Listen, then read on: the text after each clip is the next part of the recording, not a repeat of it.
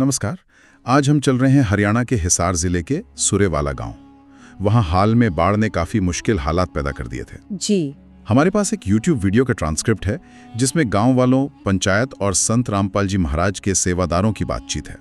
तो आज हम इसी पर बात करेंगे, समझेंगे कि हुआ क्या था, मदद कैसे पहुंची और इसके क्या मायने हैं। बिल्कुल। कहानी की शुरुआत थोड़ी निराशा भरी है। खेत पानी में डूबे थे, फसलें खराब हो गईं, घरों में पानी भर गया था और जब लगा कि भाई सरकारी मदद शायद उतनी नहीं आ पा रही जितनी जरूरत है, तो पंचायत ने एक अलग दरवाजा खटखटाया। हाँ, स्थिति वाकई बहुत गंभीर थी। जैसा ट्रांसक्रिप्ट में बताया गया है, पानी सिर्फ खेतों तक नहीं रहा, कई घरों के अंदर तक चला गया था। और जो सबसे बड़ी चिंता थी वो पीने के पानी की थी।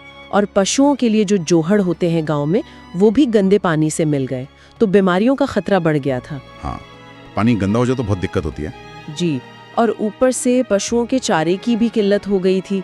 पंचायत ने अपने लेवल पर कोशिश तो की थी शुरू में, जैसे ट्रैक्टर वगैरह लगाकर, मोटरें लगाकर पानी निकालने की, पर वो काफी नहीं था। तो फिर ये संत रामपाल जी महाराज के संगठन तक बात कैसे पहुंची? आमतौर पर तो लोग प्रशासन की तरफ ही देखते हैं पहले। हाँ, ये एक दिलचस्प मोड़ था।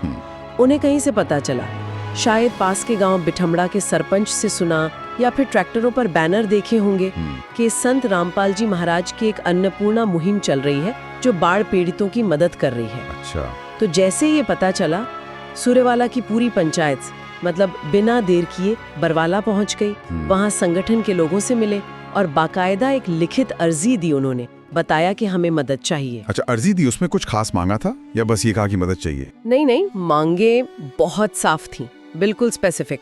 उन्होंने पानी निकालने के लिए जो सामान चाहिए था वो मांगा, जैसे 20 हॉर्स पावर की 2 मोटरें, 9000 फीट लंबा 8 इंची पाइप और कोई 500 फीट केबल। अरे वाह, बिल्कुल नपीतुली मांग है।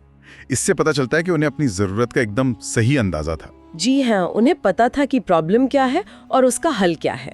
तो फिर संगठन का क्या रिएक्शन रहा? अक्सर ऐसी संस्थाओं में भी टाइम तो लगता ही है, प्रक्रिया होती है।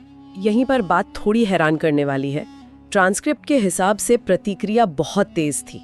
वो अर्जी वकीलों के जरिए संत रामपाल जी महाराज तक पहुंचाई गई और गांव वालों और सेवादारों का कहना है कि 24 घंटे के अंदर ही मदद का आदेश आ गया। 24 घंटे में? ये तो वाकई बहुत तेज है। हाँ, बेहद तेज।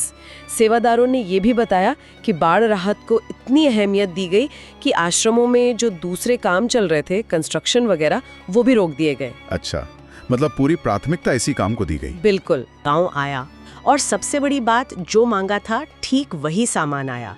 वो 9000 फीट पाइप, 2 20 HP की मोटरें, ब्रांड का भी नाम लिया है, क्रॉसकर केबल, स्टार्टर, यहाँ तक कि छोटी मोटी फिटिंग्स भी, जैसे valve, nut bolt, Fevicol, jointer, वो सब कुछ पंचायत को सौंपा गया। कमाल है, मतलब पूरी किट तैयार करके भेज दी। जी, और सिर्फ सामान दिया नहीं, सेवादार पहुंचे और उन्होंने पानी निकालने का काम फौरन शुरू भी कर दिया। इस पर गांव वालों का क्या कहना था? मतलब इतनी जल्दी सब हो गया? गांव वाले तो बहुत ही शुक्रगुजार थे, खासकर सरपंच जयपाल जी, जिन्हें माड़ी पहलवान भी कहते हैं। वो इस रफ्तार से हैरान थे। ट्रांसक्रिप्ट में एक गांव वाले का बयान है, वो कहते हैं, इतनी फास्ट सर्विस तो पैसे देकर दुकान वाला भी नहीं भेजता। हाँ, ये बात तो सोचने वाली है। उनमें एक उम्मीद जगी कि चलो अब पानी निकलेगा, कुछ राहत मिलेगी, शायद कोई पक्का समाधान भी हो जाए। और संत रामपाल जी महाराज के लिए तो उन्होंने भगवान और संकट मोचन जैसे शब्द भी इस्तेमाल किए। पंचायत ने अपनी तरफ से आभार जताने के लिए सेवादारों को शॉल भी भेंट की। ये दिखाता है कि उनके लिए ये मदद कितनी मायने रखती थी। ये तो सुरवाला गांव की बात हुई। क्या ये मदद सिर्फ एक गांव के लिए थी या ये कोई बड़ा अभियान था? नहीं, सेवादारों ने बताया कि ये अभियान काफी बड़े पैमाने पर चल रहा था। वो कह रहे थे कि वो रोजाना 3-4 गाँव में मदद पहुंचा रहे हैं और उस समय तक तो 100 से ज्यादा गाँव की मदद कर चुके थे। 100 से ज्यादा गाँव? जी, और भी कई गाँवों की अर्जियां उनके पास थीं जिन पर विचार हो रहा था। तो ये एक बहुत बड़ा और मुनज़्ज़म प्रयास लग रहा है। तो अगर हम पूरी बात को समेटें तो एक गांव है जो बाढ़ से बुरी तरह प्रभावित है। बाकी जगहों से शायद उतनी तेज या उतनी जरूरत के हिसाब से मदद नहीं मिल पाती है।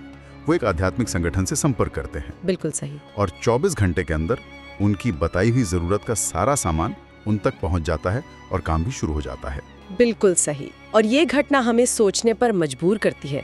ये दिखाती है कि कैसे एक, आप कह सकती हैं, गैर सरकारी या आस्था आधारित संगठन ने आपदा के समय बहुत तेजी से काम किया। खास तौर पर जब हम इसकी तुलना कभी-कभी सरकारी प्रक्रियाओं की रफ्तार से करते हैं। और सिर्फ तेजी नहीं, बल्कि बिल्कुल टारगेटेड मदद, जो चाहिए वही दिया। सवाल सिर्फ रफ्तार का नहीं है, जरूरत के हिसाब से सटीक समाधान देने का भी है। हाँ, ये बात तो है। तो यहाँ हमारे सुनने वालों के लिए एक विचारणीय बिंदु ये उभरता है कि आपदा राहत में तेजी और जरूरत के हिसाब से मदद देना कितना जरूरी है, और कैसे अलग अलग तरह के संगठन, चाहे वो सरकारी हों, निजी हों या फिर आस्था पर आधारित हों, इस जरूरत को पूरा करने में अपनी भूमिका निभा सकते हैं। जी, क्या हमारी मौजूदा व्यवस्थाएं ऐसी अचानक आई जरूरतों के लिए, खासकर जब बिल्कुल सटीक और तुरंत समाधान चाहिए हो, उसके लिए पर्याप्त लचीली हैं? ये एक सोचने वाली बात है।